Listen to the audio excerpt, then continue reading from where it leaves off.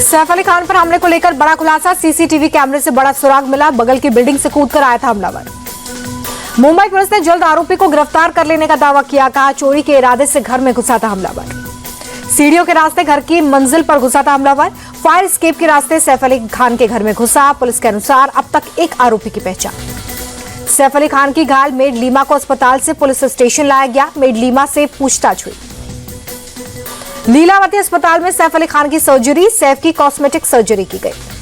सैफ अली खान की रीढ़ की हड्डी में गहरी चोट आई है। 2.5 इंच की नुकीली चीज रीढ़ की हड्डी से निकाली गई। लीलावती अस्पताल पहुंची करीना कपूर हालचाल जाना। लीलावती अस्पताल में पिता सैफ से मिलने सारा अली खान पहुंची। बेटे इब्राहिम भी साथ में नजर आए। अभिनेता सैफ अली खान पर चाकू से हुआ था हमला। घर में घुसे चोर ने चाकू से 3 वार किए। बांद्रा वाले घर में सो रहा था परिवार। मुंबई पुलिस ने जांच के लिए 7 टीमें बनाई हैं। सैफ के घर में काम करने वाले 3 नौकरों से भी पूछताछ। Indian film and television directors association के अध्यक्ष अशोक पंडित ने सैफ अली खान पर हमले की निंदा की। सैफ अली खान जल्द से जल्द ठीक होने की कामना की। सैफ अली खान पर हमले को लेकर बीजेपी नेता राम कदम का बयान। कहा सैफ पर हमले के मामले में कड़ी कार्रवाई होगी। केजरीवाल ने सैफ अली खान पर हुए हमले की निंदा की। बोले देश में इस वक्त कोई भी सुरक्षित नहीं, पूरे देश में असुरक्षा का माहौल। केंद्र कर्मचारियों के लिए मोदी सरकार का बड़ा ऐलान। कैबिनेट बैठक में 8वें वेतन आयोग के गठन को मंजूरी। 2026 में लागू होगी 8वें वेतन आयोग की सिफारिशें। सरवन सिंह ने किसानों का आंदोलन तेज करने की चेतावनी दी। 21 जनवरी को 101 किसानों का जत्था दिल्ली कूच करेगा। प्रेस कॉन्फ्रेंस में सरवन सिंह ने दावा किया और बोले कि मोदी सरकार के समय में ही बनेगा एमएसपी कानून। कानूनों के जरिए आंदोलन से व्यापारियों को काफी नुकसान। संदीप दीक्षित ने दिल्ली विधानसभा चुनाव के लिए अपना नॉमिनेशन दाखिल कर दिया है। नई दिल्ली विधानसभा सीट से कांग्रेस उम्मीदवार हैं। कांग्रेस नेता संदीप दीक्षित ने सीएम आतिशी और आप सांसद संजय सिंह के खिलाफ मानहानि का मुकदमा किया। 27 जनवरी को सुनवाई। सीएम आतिशी और संजय सिंह ने संदीप दीक्षित पर लगाया था बीजेपी से प्रचार के लिए फंडिंग लेने का आरोप। राउज एवेन्यू कोर्ट ने सीएम आतिशी और संजय सिंह से मांगा जवाब। नई दिल्ली विधानसभा से कांग्रेस उम्मीदवार संदीप दीक्षित बोले कि अरविंद केजरीवाल के खिलाफ लोगों में निराशा है। 10 साल में आपने सिर्फ बात की, लोग आज कांग्रेस की तरफ देख रहे हैं। कांग्रेस ने दिल्ली विधानसभा चुनाव के लिए उम्मीदवारों की 5वीं लिस्ट जारी कर दी है। लिस्ट में 2 उम्मीदवारों के नाम घोषित। कांग्रेस ने तिमारपुर से लोकेंद्र चौधरी को मैदान में उतारा है। रोहतास नगर से सुरेश वाटी चौहान बने कांग्रेस उम्मीदवार। दिल्ली विधानसभा से पहले कांग्रेस का बड़ा ऐलान। कहा चुनाव जीतने पर दिल्ली में 500 रुपए में मिलेगा गैस सिलेंडर, 300 यूनिट बिजली फ्री। बीजेपी सांसद संबित पात्रा ने आतिशी के बयान पर केजरीवाल से स्पष्टीकरण मांगा। आतिशी ने एक इंटरव्यू में कहा था कि अगर उनकी पार्टी सत्ता में आई तो नई एक्साइज पॉलिसी फिर से लागू की जाएगी। दिल्ली विधानसभा के लिए बीजेपी प्रत्याशी कपिल मिश्रा ने अपना नॉमिनेशन दाखिल किया। दिल्ली के करवाल नगर से चुनाव लड़ रहे। दिल्ली में नामांकन से पहले हरीश खुराना ने पूजा पाठ किया। मोती नगर से बीजेपी उम्मीदवार है। हरीश खुराना के नामांकन पर बोली बांसुरी स्वराज। दिल्ली के मतदाता ने तय कर लिया है कि उन्हें बदलाव चाहिए। रोहिणी से बीजेपी उम्मीदवार विजेंद्र गुप्ता बोले अरविंद केजरीवाल पर लोग अब विश्वास नहीं कर रहे। उन्होंने लोगों के साथ विश्वासघात किया, इसलिए आज दिल्ली में माहौल बदला हुआ है। दिल्ली की ओखला सीट से एआईएमआईएम उम्मीदवार रहमान ने नामांकन दाखिल कर दिया है। नामांकन दाखिल करने के लिए पेरोल मिला था। जेल में है 2020 के दिल्ली दंगों में आरोपी। दिल्ली चुनाव को लेकर बीजेपी सांसद अनुराग ठाकुर का बयान। कहा दिल्ली में बीजेपी की डबल इंजन की सरकार बनेगी, यहां पर बीजेपी की लहर। राहुल गांधी के बयान पर मध्य प्रदेश के मुख्यमंत्री मोहन यादव ने जताई कड़ी आपत्ति। कहा देश विरोधी मानसिकता को जनता किसी भी तरह से बर्दाश्त नहीं करेगी। कांग्रेस नेता दिग्विजय सिंह ने चुनाव आयोग पर उठाए सवाल। बोले चुनाव आयोग पूरी तरह से पक्षपाती ढंग से काम कर रहा है।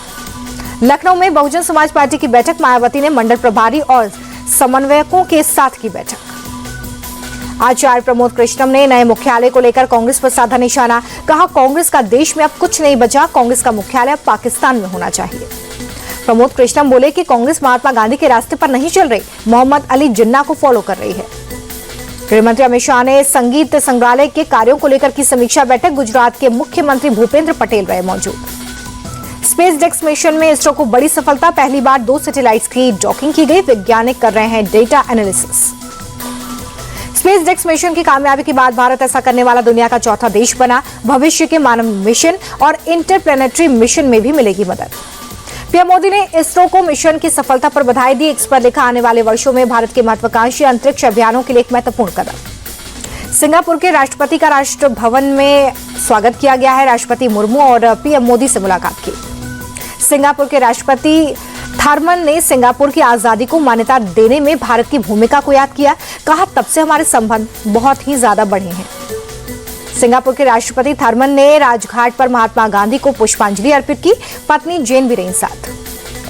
मेटा इंडिया ने अपने सीईओ मार्क जुकरबर्ग के बयान पर भारत सरकार से माफी मांगी। बयान को अनजाने में हुई गलती बताया। दिल्ली में केंद्रीय मंत्री पीयूष गोयल ने WCDM के डिजास्टर रिस्क रिडक्शन अवार्ड अलग अलग क्षेत्रों में 42 लोगों और संस्थानों को आपदा मैनेजमेंट में उनके योगदान के लिए सम्मानित किया। पीयूष गोयल ने कहा कि प्राकृतिक आपदाओं से निपटने में भारत हमेशा पड़ोसी देशों की मदद के लिए तैयार रहता है। ग्लोबल साउथ के लिए भारत सबसे पहले जवाब देने वाला देश बन गया। देश में राहत और बचाव कार्यों के लिए पीयूष गोयल ने आर्मी, नेवी, एयरफोर्स के योगदान को सराहा। केंद्र और राज्य के रैपिड एक्शन फोर्स की तारीफ की। अगरतला में त्रिपुरा पुलिस सप्ताह परेड का आयोजन किया गया। मुख्यमंत्री माणिक साहा ने परेड की सलामी ली। दिल्ली में 74वें गणतंत्र दिवस की तैयारियां तेज हो गई हैं। कर्तव्य पथ पर रक्षा कर्मियों ने की रिहर्सल। प्रयागराज में महाकुंभ के चौथे दिन श्रद्धालुओं ने त्रिवेणी संगम में लगाई डुबकी। अब तक 6 करोड़ से ज्यादा लोगों ने स्नान किया। महाकुंभ में शामिल हुआ 10 देशों से आया हुआ 21 लोगों का डेलीगेशन। महाकुंभ के अवसर पर सभी ने संगम में डुबकी लगाई। सीएम योगी ने 29 जनवरी को मौनी अमावस्या के मौके पर अमृत स्नान के लिए युद्ध स्तर पर तैयारियों के आदेश दिए। 8 से 10 करोड़ श्रद्धालुओं के आने की संभावना। सीएम योगी ने महाकुंभ के 3 दिन की तैयारियों की समीक्षा की है। अधिकारियों को समय पर ट्रेन के संचालन, बेहतर मोबाइल नेटवर्क, 24 घंटे बिजली पानी की आपूर्ति सुनिश्चित करने के लिए कहा। जम्मू कश्मीर के भद्रवाह इलाके में आज सुबह हुई बर्फबारी। चारों तरफ बर्फ ही बर्फ। जम्मू कश्मीर के अनंतनाग में भारी बर्फबारी। दक्षिण कश्मीर में फ्रीजिंग पॉइंट पर पहुंचा पारा। जम्मू कश्मीर के पुंछ जिले में सुबह से स्नोफॉल इलाके में ठंड बढ़ी। हिमाचल प्रदेश का लाहौल स्पीति में ताजा बर्फबारी। लोगों के घर और गाड़ियां बर्फ से ढके। दिल्ली में बीती रात हुई बारिश से कोहरे से मिली राहत। मौसम विभाग ने अभी और हल्की बारिश की संभावना जताई। यूपी के मुख्यमंत्री योगी आदित्यनाथ ने लखनऊ में रैन बसेरों का जायजा लिया। मील कॉलोनी और लक्ष्मण मेला रोड पर रैन बसेरों का निरीक्षण किया। सीएम योगी ने जरूरतमंदों के बीच में कंबल और खाने की चीजों का वितरण भी किया। अधिकारियों को रैन बसेरों में साफ सफाई और बेहतर इंतजाम का निर्देश दिया। गुजरात के बेट द्वारका में लगातार 5वें दिन भी चला बुलडोजर। अवैध निर्माण को हटाया गया। लखनऊ में पुलिस और बदमाशों के बीच में एनकाउंटर। एक घायल बदमाश को पुलिस ने गिरफ्तार किया। दूसरा बदमाश फरार। लूट की वारदात को लेकर पुलिस कर रही थी बदमाशों की तलाश। चेकिंग के दौरान बदमाशों ने पुलिस पर फायरिंग की। जवाबी कार्रवाई में एक बदमाश को लगी गोली। पुलिस ने बदमाश के पास से लूटी गई ज्वेलरी भी बरामद की है। बदमाश के पास से तमंचा बरामद। पश्चिम बंगाल के सिलीगुड़ी में कोर्ट से जाते हुए आरोपी ने पुलिस टीम पर फायरिंग कर दी। 2 पुलिस वाले जख्मी, अस्पताल में इलाज जारी। आरोपी ने जेल वैन को रुकवाकर फायरिंग की। हमले के बाद फरार हुआ आरोपी। श्रीनगर से कन्याकुमारी के लिए साइकिल रैली। प्रदूषण मुक्त भारत का संदेश देने के लिए 5 युवक रवाना। पंजाब नेशनल बैंक के एमडी और सीईओ बनाए गए अशोक चंद्रा अभी कैनरा बैंक के कार्यकारी निदेशक हैं। इंडियन बैंक के एमडी और सीईओ बनाए गए विनोद कुमार अभी पंजाब नेशनल बैंक के कार्यकारी निदेशक थे। अडानी पर रिपोर्ट पेश करने वाले हिंडनबर्ग रिसर्च कंपनी बंद। कंपनी के फाउंडर नाथन ने की घोषणा। बोले, जिन विचारों पर काम किया उनके पूरा होते ही इसे बंद करना था। अगस्त 2024 में हिंडनबर्ग ने अडानी ग्रुप के खिलाफ जारी की थी रिपोर्ट। कंपनी को अरबों डॉलर का हुआ था नुकसान। हल्दीराम में हिस्सेदारी खरीदना चाहती है cold drink company PepsiCo. New York headquarter के एग्जीक्यूटिव ने अग्रवाल परिवार से की चर्चा। हल्दीराम में हासिल करना चाहते हैं 10 से 15% के स्टेक। साल 2000 में पेप्सिको ने अंकल चिप्स पर भी अधिग्रहण किया था। फेसबुक और व्हाट्सएप की पेरेंट कंपनी मेटा ने कर्मचारियों की छटनी का ऐलान किया है। 5% लोगों को नौकरी से निकालेगी कंपनी। मेटा ने साल 2023 में 10,000 कर्मचारियों को फायर किया था। कंपनी ने performance based job cut policy के तहत छटनी की। लक्ष्मी डेंटल का आईपीओ 113.97 गुना सब्सक्राइब हुआ है। NII कैटेगरी में सबसे ज्यादा 147.51 गुना भरा। 20 जनवरी को NSE और BSE में लिस्ट होंगे शेयर। जीएसटी को लेकर फिर गरमाई सियासत। कांग्रेस ने जीएसटी को बताया गृहस्थी सत्यानाश टैक्स। कहा, बजट में टैक्स रिजीम पर रोक लगाई जाए।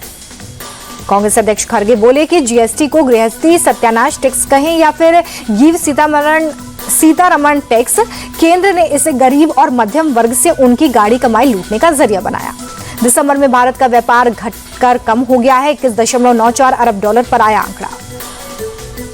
जापान और जर्मनी को पछाड़ 2027 में दुनिया की तीसरी सबसे बड़ी अर्थव्यवस्था वाला देश होगा भारत, केंद्रीय मंत्री पीयूष गोयल ने किया दावा। सेबी ने म्यूचुअल फंड और डीमिट अकाउंट में नॉमिनेशन से जुड़े नियमों में बदलाव कर दिया है। अब अधिकतम 10 लोगों को बना सकेंगे नॉमिनी। नई गाइडलाइंस जारी 1 मार्च से लागू होगा नया नियम। भारत में 5 साल में यूनिकॉर्न स्टार्टअप्स दोगुने हुए, 5 करोड़ नई नौकरियां पैदा होंगी। देश में अभी कुल 118 यूनिकॉर्न स्टार्टअप्स हैं, जिनकी कुल वैल्यू 33 लाख करोड़ पहुंची है। इलेक्ट्रिक व्हीकल को लेकर टीसीएस की ग्लोबल स्टडी आई सामने। 64% लोगों को अगली गाड़ी के रूप में ईवी लेते देखा जा सकता है। एलएनटी के चेयरमैन की 90 घंटे काम करने वाले बयान पर अब राजनीति हो रही है। कांग्रेस अध्यक्ष खड़गे ने जताई असहमति, बोले हफ्ते में 90 घंटे काम करने की बात गलत। नेहरू और अंबेडकर का उदाहरण देकर खड़गे बोले कि नेहरू और अंबेडकर ने भी श्रमिकों को दिन में 8 घंटे से ज्यादा काम न करने की वकालत की थी। भारतीय विमेंस टीम ने आयरलैंड के खिलाफ तीसरा वनडे 304 रनों से जीत लिया है। 3 मैचों की वनडे सीरीज पर 3-0 से कब्जा किया। भारत के लिए स्मृति मंधाना और प्रतिका रावल ने शतक लगाया। मंधाना ने 135 रन बनाए, प्रतिका ने 154 रन बनाए। भारतीय विमेंस टीम ने अपना सबसे बड़ा वनडे स्कोर बनाया है। आयरलैंड को 436 रनों का टारगेट दिया था। आयरलैंड के खिलाफ मिली जीत के बाद कप्तान स्मृति मंधाना ने कहा कि 400 प्लस का स्कोर बनाना शानदार था। गेंदबाजों ने अपने प्लान को सही तरीके से अंजाम दिया। आयरलैंड की कप्तान गाबी लुइस ने कहा कि हमारी टीम के कुछ खिलाड़ी पहली बार भारत में खेल रहे थे। टीम इंडिया के साथ खेलने का अनुभव अद्भुत था।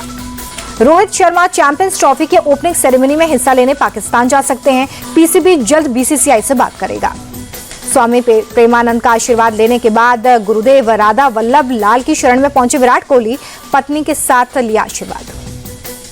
भारतीय क्रिकेटर आर अश्विन का अपने रिटायरमेंट पर बड़ा बयान आया सामने। बोले टीम में मेरी जगह नहीं थी, इसलिए संन्यास लेने का फैसला किया। मैं आगे भी क्रिकेट खेलना चाहता हूं।